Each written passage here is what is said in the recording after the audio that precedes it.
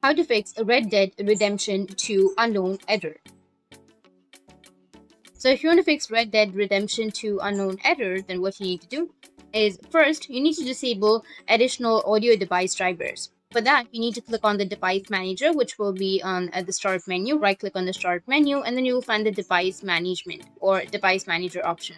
Once you're here, you need to double click on the sound, video, and game controllers, and you will get this kind of interface. Here you need to find the extra audio devices. Right click on it, and from there you need to go with properties, go with drivers, and here you can just simply go and disable the device from the options.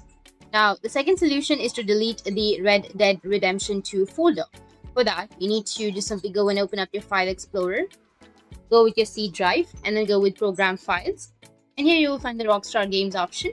And under Rockstar Games, you will find Red Dead Redemption 2. You need to just simply go and delete the folder and its contents using the delete button. After that, you need to empty the recycle bin and check if the issue with launching Red Dead Redemption 2 is fixed. If not, then the next solution is to verify the integrity of game files. For that, you need to open up your Steam, go with your library, and if you found the Red Dead Redemption 2, then you need to click on it, right click on it, and then go with properties. Under properties, here you will find the install or local files option. You need to go with local files and then go with verify integrity of game files. After that, restart your device and your problem will be fixed. If you found this video helpful, hit the subscribe button, and thanks for watching.